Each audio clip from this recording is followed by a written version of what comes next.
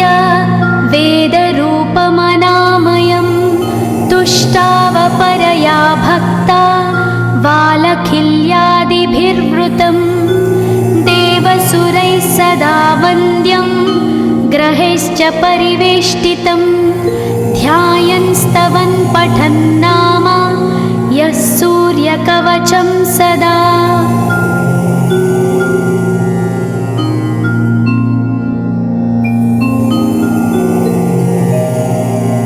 कवचं गृणिः पातु शिरोदेशं सूर्यः पालं च पातु मे आदित्यो लोचने पातु श्रुतिपातः प्रभाकरः घ्राणं पातु सदा भानो अर्कपातु तथा।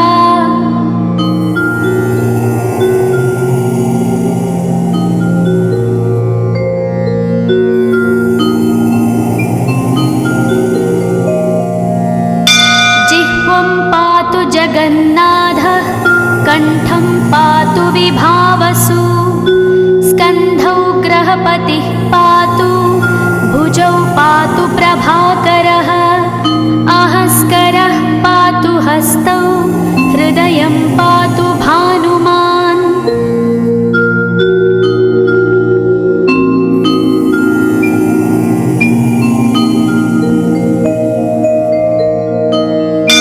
मध्यं च पातु सप्ताश्वो नाभिं पातु नभोमणिः द्वादशात्मा कटिं पातु सविता पातु सक्तिनी ऊरू पातु सुरश्रेष्ठो जानुनी पातु भास्करः जङ्घे पातु च मार्ताण्डो गुल्फौ पातु त्विषाम्पतिः।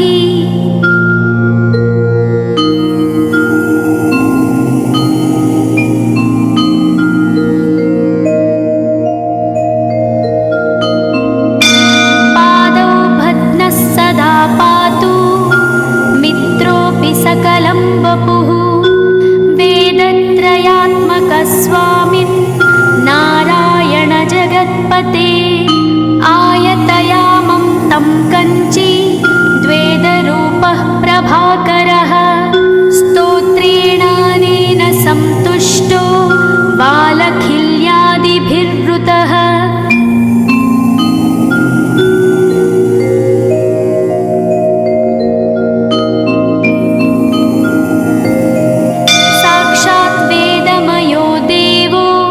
रथारूढः समागतः तं दृष्ट्या सहस्तोत्थाय दण्डवत् प्रणमन् भुवि कृताञ्जलिपुटो भूत्वा सूर्यस्याग्रे स्तुवत्तदा वेदमूर्तिः महाभागो ज्ञानदृष्टिर्विचार्य च ब्रह्मणा स्थापितं पूर्वं यथा यमाविवर्जितम्।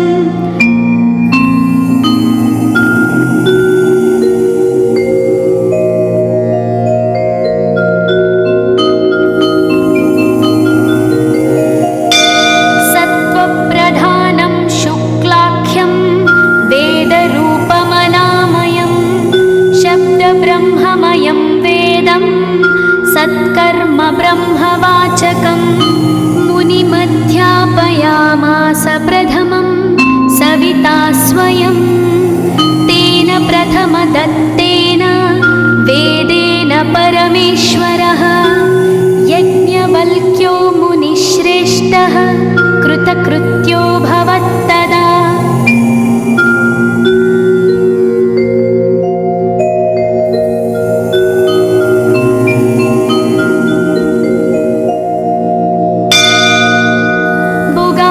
सकलान् वेदान् ज्ञातवान् सूर्यसन्निधौ इदं स्तोत्रं महापुण्यं पवित्रं पापनाशनं यः पठेच्छृणुयाद्वापि सर्वपापैः प्रमुच्यते वेदार्थज्ञानसम्पन्नः सूर्यलोकमवाप्नुयात्।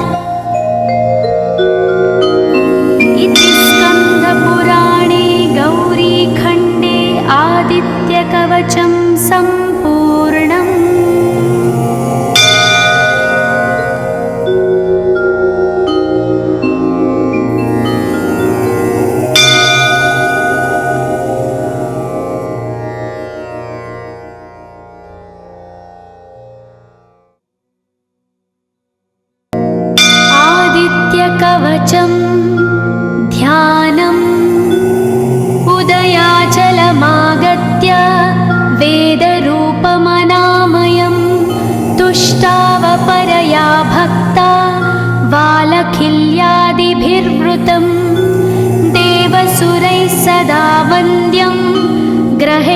परिवेष्टितं ध्यायन् स्तवन् पठन् नाम यः सूर्यकवचं सदा।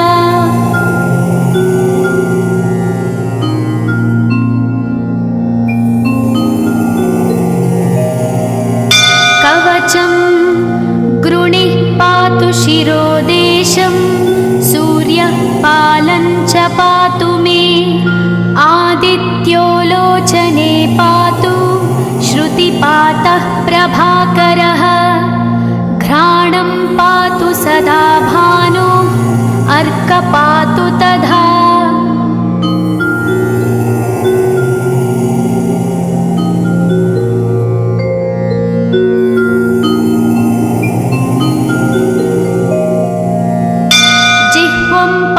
जगन्नाथः कण्ठं पातु विभावसु स्कन्धौ ग्रहपतिः पातु भुजौ पातु प्रभाकरः अहस्करः पातु हस्तौ हृदयं पातु भानुमान्।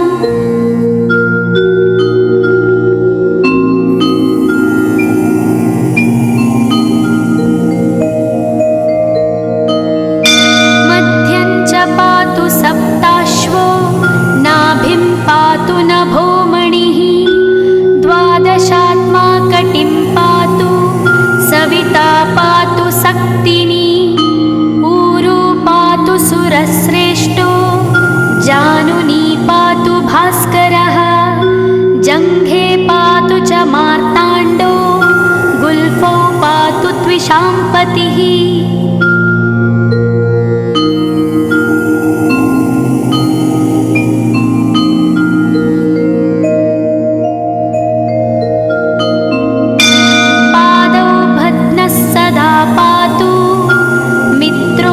सकलं वपुः वेदत्रयात्मकस्वामिन् नारायण जगत्पते आयतयामं तं कञ्ची द्वेदरूपः प्रभाकरः स्तोत्रेणानेन सन्तुष्टो बालखिल्यादिभिर्वृतः।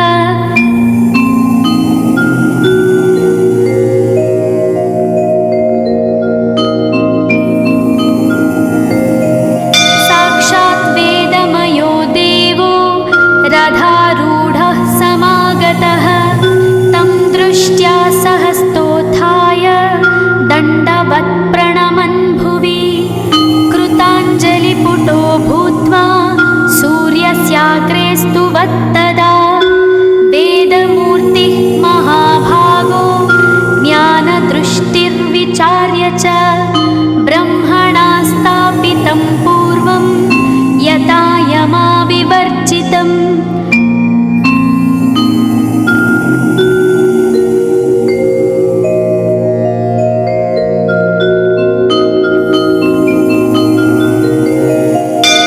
सत्त्वप्रधानं शुक्लाख्यं वेदरूपमनामयं शब्दब्रह्ममयं वेदं सत्कर्म ब्रह्मवाचकम् मुनिमध्यापयामास प्रथमं सविता स्वयं तेन प्रथमदत्तेन वेदेन परमेश्वरः यज्ञवल्क्यो मुनिश्रेष्ठः कृतकृत्यो भवत्तदा।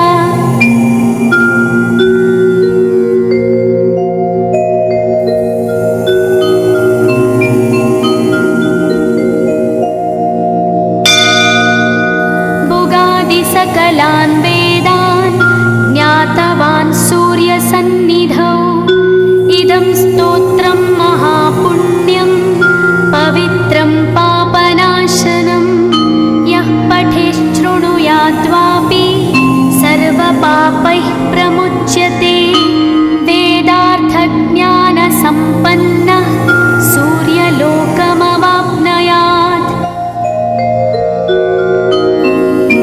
स्कन्दपुराणे गौरीखण्डे आदित्यकवचं सम्पूर्णम्।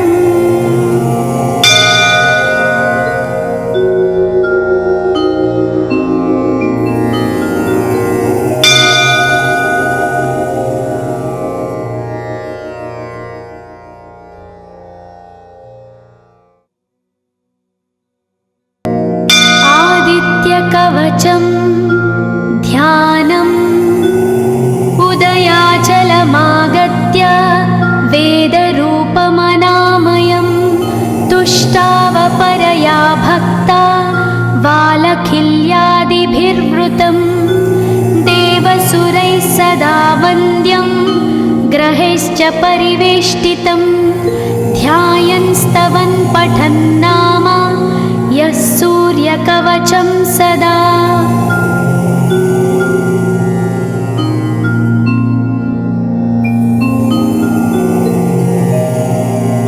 कवचं गृणिः पातु शिरोदेशं सूर्यः पालं च पातु मे आदित्यो लोचने पातु श्रुतिपातः प्रभाकरः घ्राणं पातु सदा भानु अर्क पातु तथा।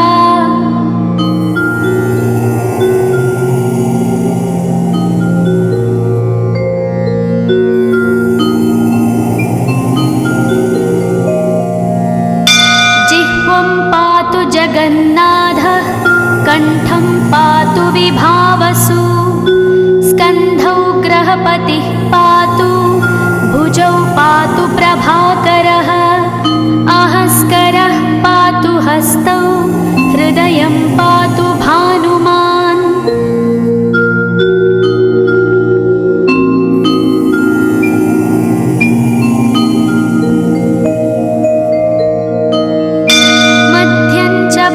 सप्ताश्वो नाभिं पातु नभोमणिः द्वादशात्मा कटिं पातु सविता पातु सक्तिनी ऊरू पातु सुरश्रेष्ठो जानुनी पातु भास्करः जङ्घे पातु च मार्ताण्डो गुल्फौ पातु त्विषाम्पतिः।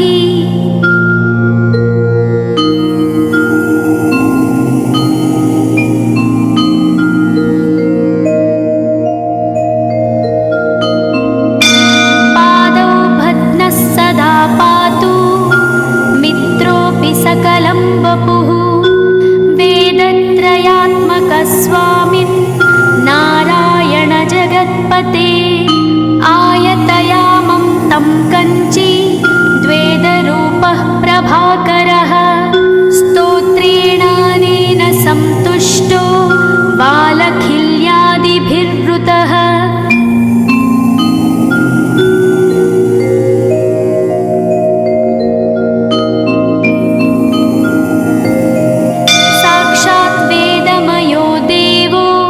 रथारूढः समागतः तं दृष्ट्या सहस्तोत्थाय दण्डवत् प्रणमन् भुवि कृताञ्जलिपुटो भूत्वा सूर्यस्याग्रे स्तुवत्तदा वेदमूर्तिः महाभागो ज्ञानदृष्टिर्विचार्य च ब्रह्मणा स्थापितं पूर्वं यथा यमाविवर्जितम्।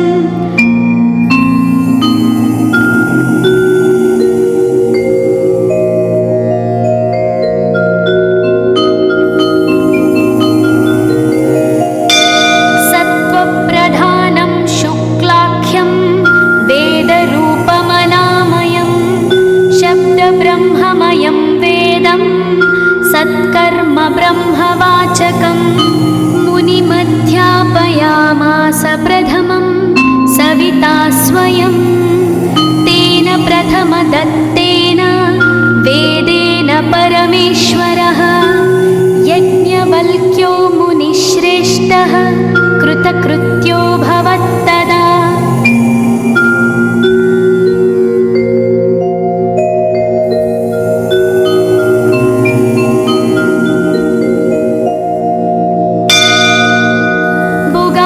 सकलान् वेदान् ज्ञातवान् सूर्यसन्निधौ इदं स्तोत्रं महापुण्यं पवित्रं पापनाशनं यः पठेच्छृणुयाद्वापि सर्वपापैः प्रमुच्यते वेदार्थज्ञानसम्पन्नः सूर्यलोकमवाप्नुयात्।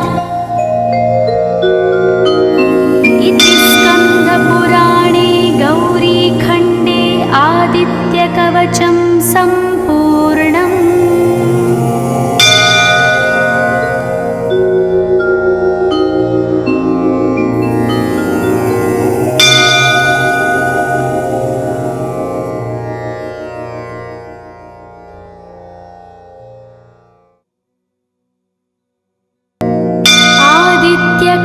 कवचं ध्यानम् उदयाचलमागत्य वेदरूपमनामयं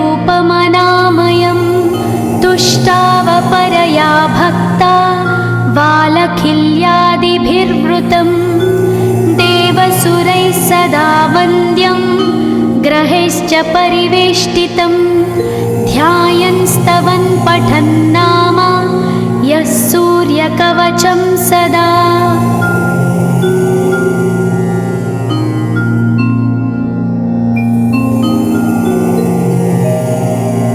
कवचं गृणिः पातु शिरोदेशं सूर्यः पालं च पातु मे आदित्यो लोचने पातु श्रुतिपातः प्रभाकरः घ्राणं पातु सदा भानो अर्कपातु तथा।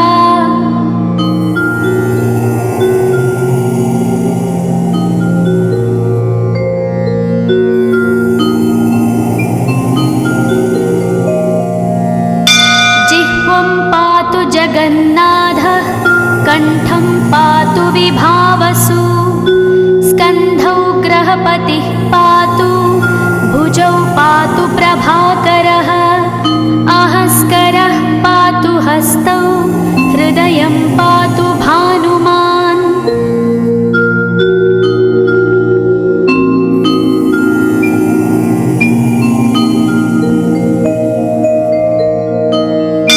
मध्यं च पातु सप्ताश्वो नाभिं पातु नभोमणिः द्वादशात्मा कटिं पातु सविता पातु सक्तिनी ऊरू पातु सुरश्रेष्ठो जानुनी पातु भास्करः जङ्घे पातु च मार्ताण्डो गुल्फौ पातु त्विषाम्पतिः।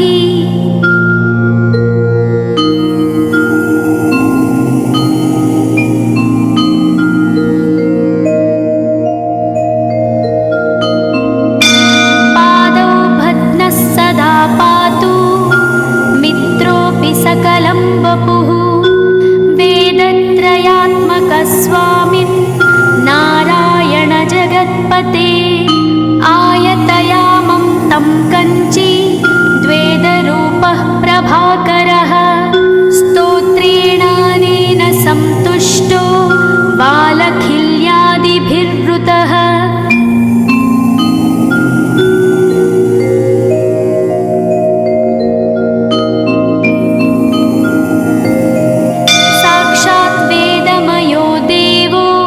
रथारूढः समागतः तं दृष्ट्या सहस्तोत्थाय दण्डवत् प्रणमन् भुवि कृताञ्जलिपुटो भूत्वा सूर्यस्याग्रे स्तुवत्तदा वेदमूर्तिः महाभागो ज्ञानदृष्टिर्विचार्य च ब्रह्मणा स्थापितं पूर्वं यथा यमाविवर्जितम्।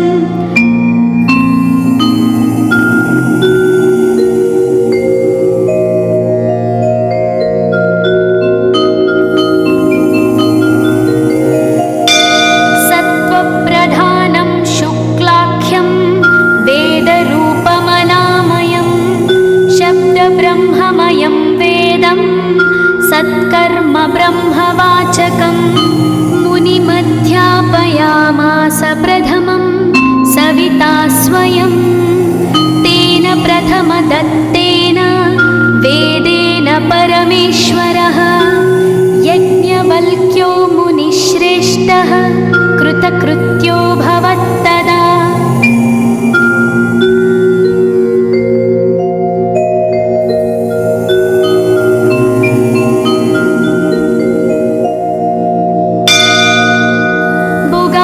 सकलान् वेदान् ज्ञातवान् सूर्यसन्निधौ इदं स्तोत्रं महापुण्यं पवित्रं पापनाशनं यः पठेच्छृणुयाद्वापि सर्वपापैः प्रमुच्यते वेदार्थज्ञानसम्पन्नः सूर्यलोकमवाप्नुयात्।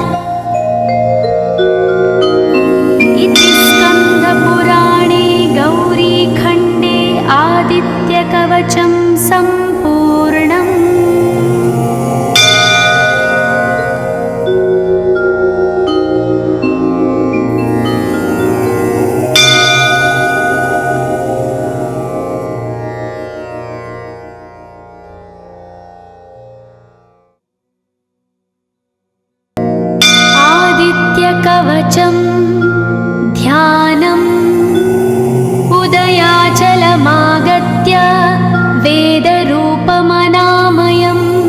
तुष्टावपरया भक्ता वालखिल्यादिभिर्वृतं देवसुरैः सदा वन्द्यं ग्रहैश्च परिवेष्टितं ध्यायन् स्तवन् पठन् नाम यः सूर्यकवचं सदा।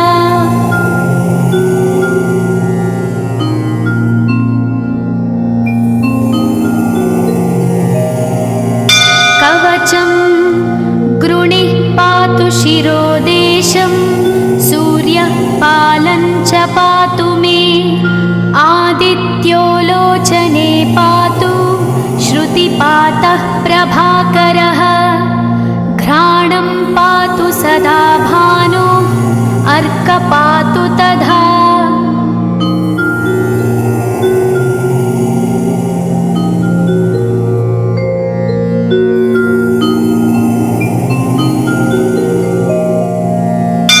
जिह्वं पातु जगन्नाथः कण्ठं पातु विभावसु स्कन्धौ ग्रहपतिः पातु भुजौ पातु प्रभाकरः अहस्करः पातु हस्तौ हृदयं पातु भानुमान्।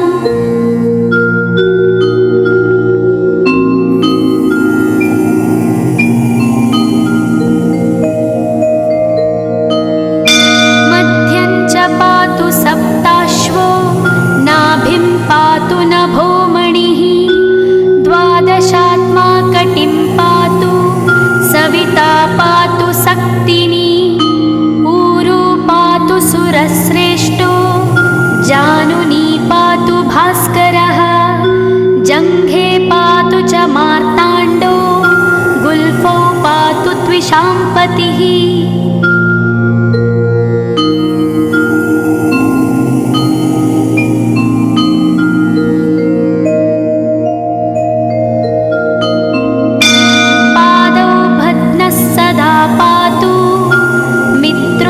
सकलं वपुः वेदत्रयात्मकस्वामिन् नारायण जगत्पते आयतयामं तं कञ्ची द्वेदरूपः प्रभाकरः स्तोत्रेणानेन सन्तुष्टो वालखिल्यादिभिर्वृतः।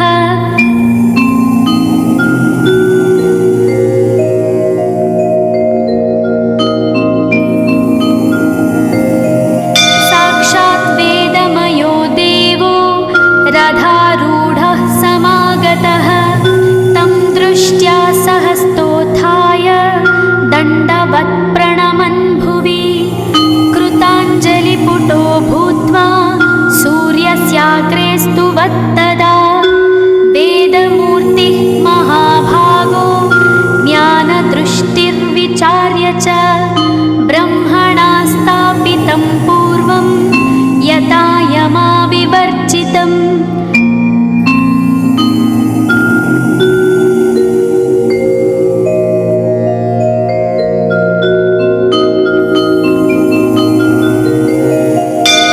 सत्त्वप्रधानं शुक्लाख्यं वेदरूपमनामयं शब्दब्रह्ममयं वेदं सत्कर्म ब्रह्मवाचकम् मुनिमध्यापयामास प्रथमं सविता स्वयं तेन प्रथमदत्तेन वेदेन परमेश्वरः यज्ञवल्क्यो मुनिश्रेष्ठः कृतकृत्यो भवत्तदा।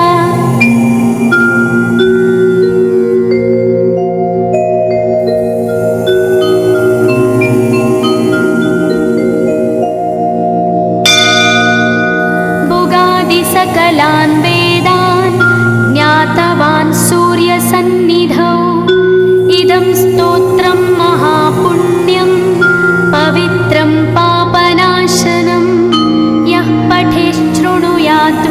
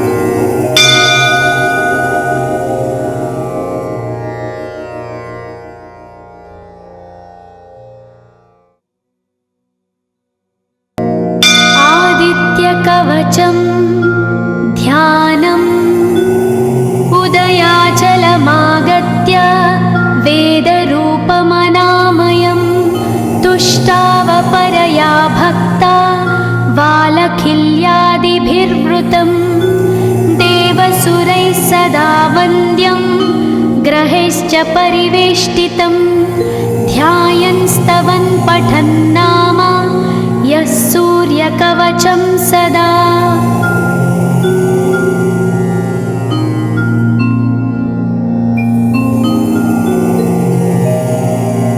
कवचं गृणिः पातु शिरोदेशं सूर्यः पालं च पातु मे आदित्यो लोचने पातु श्रुतिपातः प्रभाकरः घ्राणं पातु सदा भानो अर्क पातु तथा।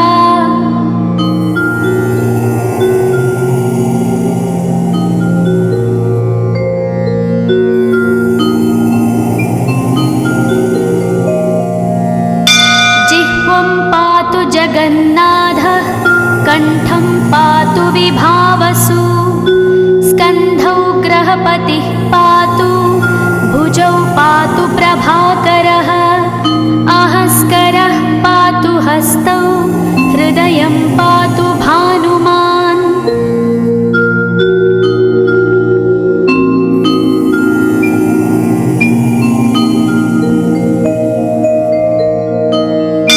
मध्यं च पातु सप्ताश्वो नाभिं पातु नभोमणिः द्वादशात्मा कटिं पातु सविता पातु सक्तिनी ऊरू पातु सुरश्रेष्ठो जानुनी पातु भास्करः जङ्घे पातु च मार्ताण्डो गुल्फौ पातु त्विषाम्पतिः।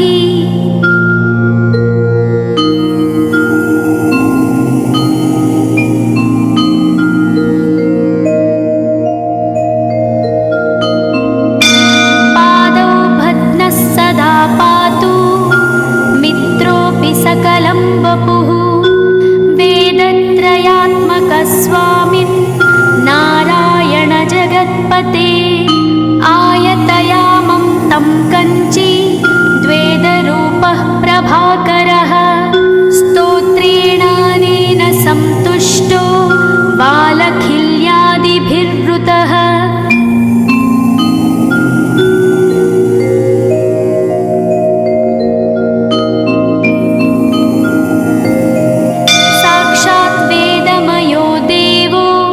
रथारूढः समागतः तं दृष्ट्या सहस्तोत्थाय दण्डवत् प्रणमन् भुवि कृताञ्जलिपुटो भूत्वा सूर्यस्याग्रे स्तुवत्तदा वेदमूर्तिः महाभागो ज्ञानदृष्टिर्विचार्य च ब्रह्मणा स्थापितं पूर्वं यथा यमाविवर्जितम्।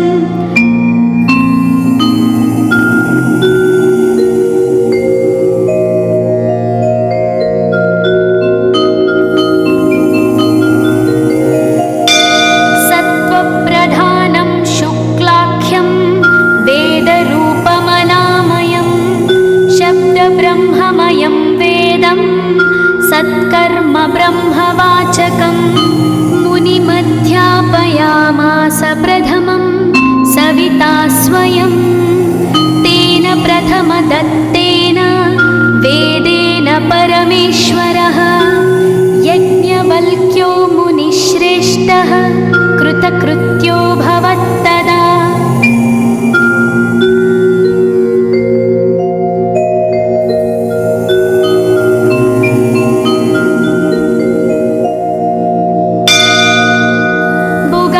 सकलान् वेदान् ज्ञातवान् सूर्यसन्निधौ इदं स्तोत्रं महापुण्यं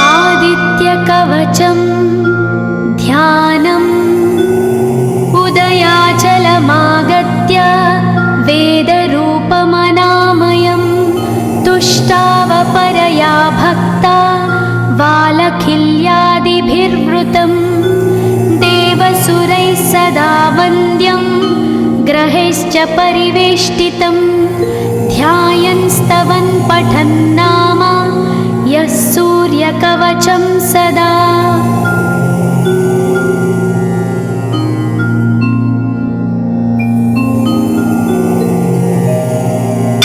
कवचं गृणिः पातु शिरोदेशं सूर्यः पालं च पातु मे आदित्यो लोचने पातु श्रुतिपातः प्रभाकरः घ्राणं पातु सदा भानो अर्कः पातु तथा।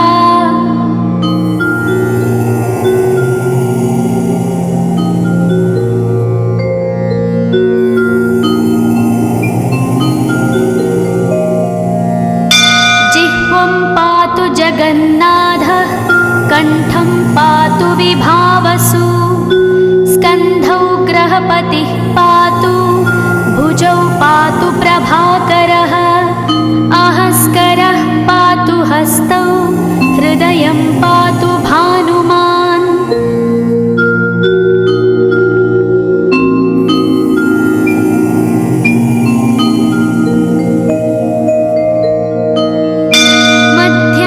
पातु सप्ताश्वो नाभिं पातु नभोमणिः द्वादशात्मा कटिं पातु सविता पातु सक्तिनी ऊरू पातु सुरश्रेष्ठो जानुनी पातु भास्करः जङ्घे पातु च मार्ताण्डो गुल्फौ पातु त्विषाम्पतिः।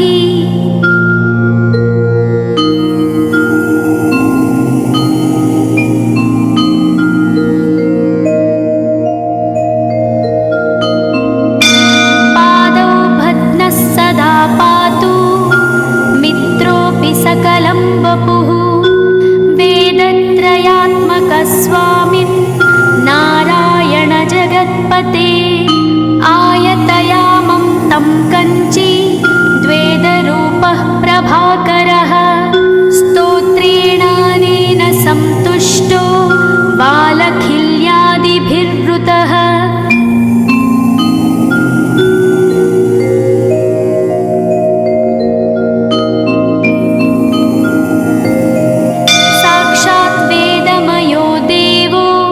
रथारूढः समागतः तं दृष्ट्या सहस्तोत्थाय दण्डवत् प्रणमन् भुवि कृताञ्जलिपुटो भूत्वा सूर्यस्याग्रे स्तुवत्तदा वेदमूर्तिः महाभागो ज्ञानदृष्टिर्विचार्य च ब्रह्मणा स्थापितं पूर्वं यथा यमाविवर्जितम्।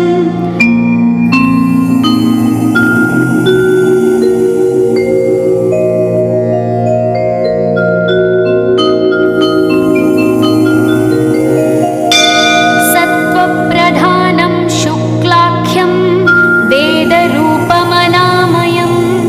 शब्दब्रह्ममयं वेदं सत्कर्म ब्रह्मवाचकम् मुनिमध्यापयामास प्रथमं सविता स्वयं तेन प्रथमदत्तेन वेदेन परमेश्वरः यज्ञवल्क्यो मुनिश्रेष्ठः कृतकृत्यो भवत्तदा।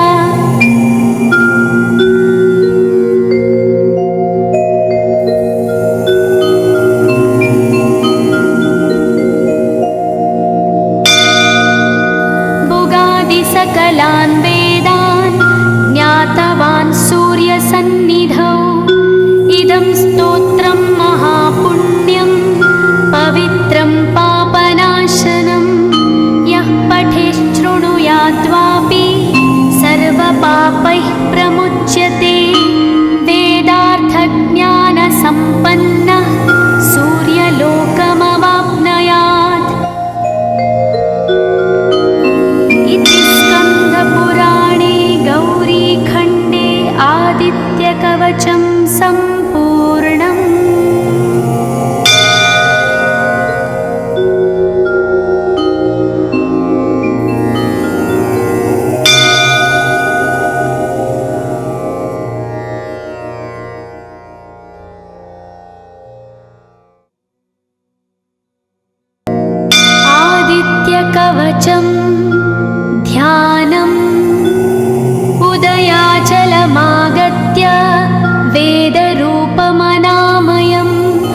दृष्टावपरया भक्ता वालखिल्यादिभिर्वृतं देवसुरैः सदा वन्द्यं ग्रहैश्च परिवेष्टितं ध्यायन् स्तवन् पठन् नाम यः सूर्यकवचं सदा।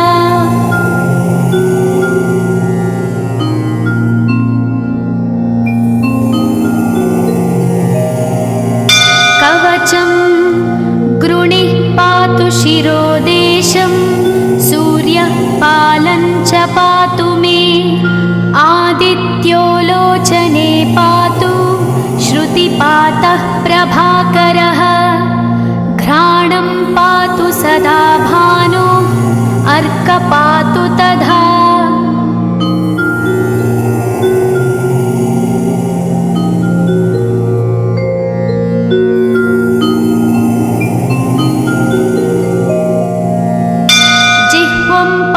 जगन्नाथः कण्ठं पातु विभावसु स्कन्धौ ग्रहपतिः पातु भुजौ पातु प्रभाकरः अहस्करः पातु हस्तौ हृदयं पातु भानुमान्।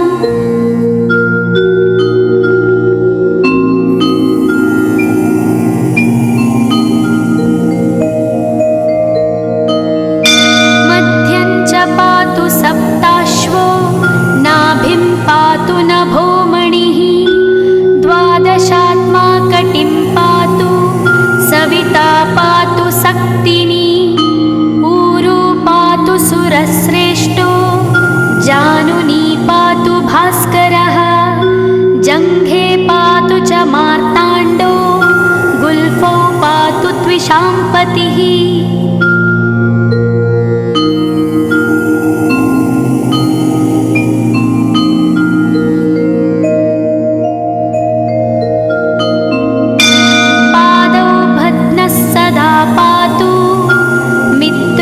सकलं वपुः वेदत्रयात्मकस्वामिन् नारायण जगत्पते आयतयामं तं कञ्ची द्वेदरूपः प्रभाकरः स्तोत्रेणानेन सन्तुष्टो वालखिल्यादिभिर्वृतः।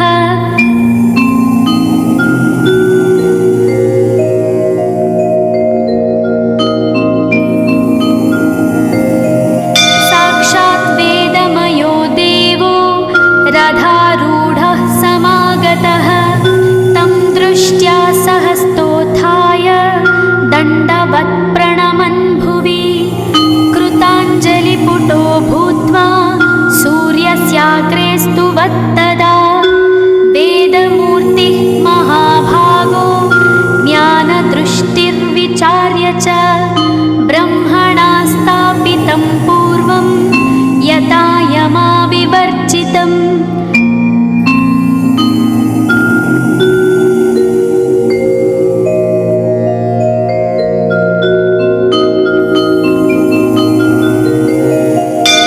सत्त्वप्रधानं शुक्लाख्यं वेदरूपमनामयं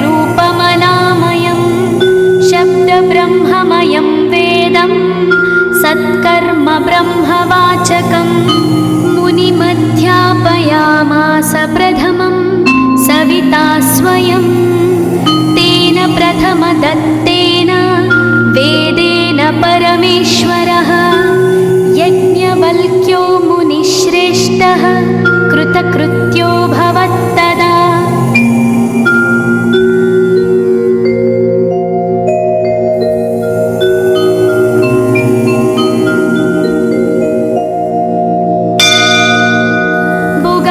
सकलान् वेदान् ज्ञातवान् सूर्यसन्निधौ इदं स्तोत्रं महापुण्यं पवित्रं पापनाशनं यः पठेच्छृणुयाद्वापि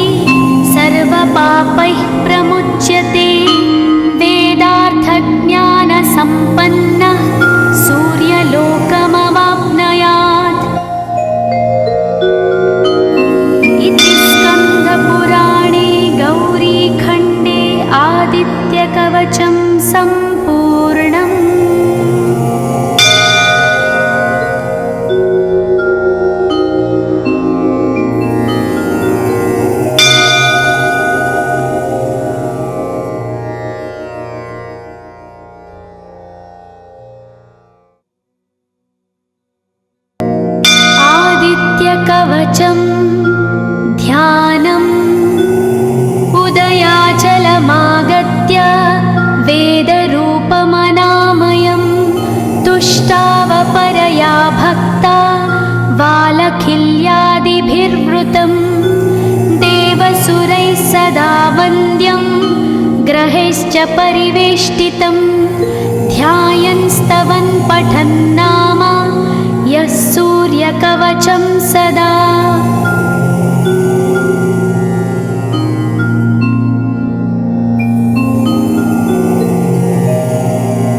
कवचं गृणिः पातु शिरोदेशं सूर्यः पालं च पातु मे आदित्यो लोचने पातु श्रुतिपातः प्रभाकरः घ्राणं पातु सदा भानो अर्कपातु तथा।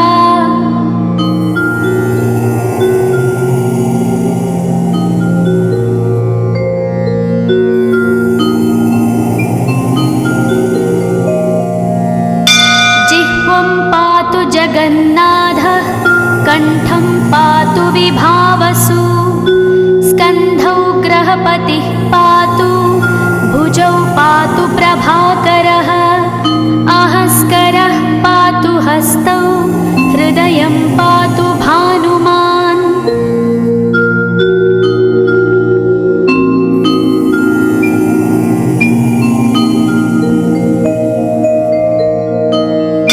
मध्यं च पातु सप्ताश्वो नाभिं पातु नभोमणिः द्वादशात्मा कटिं पातु सविता पातु सक्तिनी ऊरू पातु सुरश्रेष्ठो जानुनी पातु भास्करः जङ्घे पातु च मार्ताण्डो गुल्फौ पातु त्विषाम्पतिः।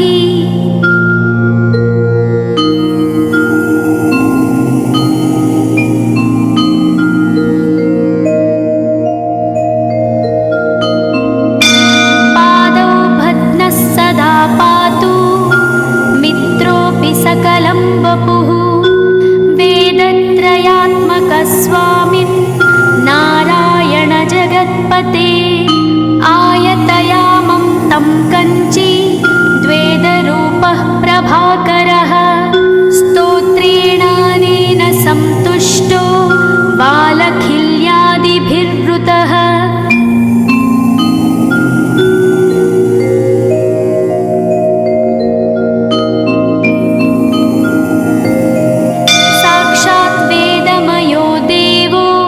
रथारूढः समागतः तं दृष्ट्या सहस्तोत्थाय दण्डवत् प्रणमन् भुवि कृताञ्जलिपुटो भूत्वा सूर्यस्याग्रे स्तुवत्तदा वेदमूर्तिः महाभागो ज्ञानदृष्टिर्विचार्य च ब्रह्मणा स्थापितं पूर्वं यथा यमाविवर्जितम्।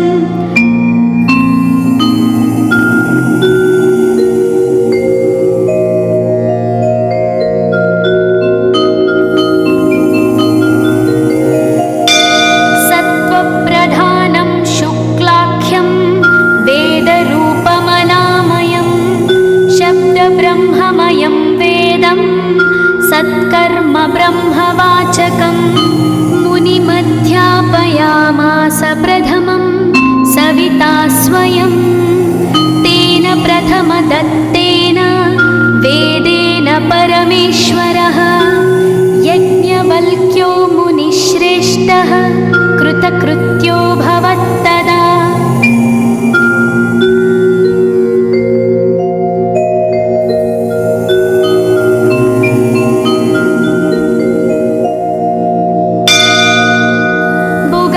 सकलान् वेदान् ज्ञातवान् सूर्यसन्निधौ इदं स्तोत्रम्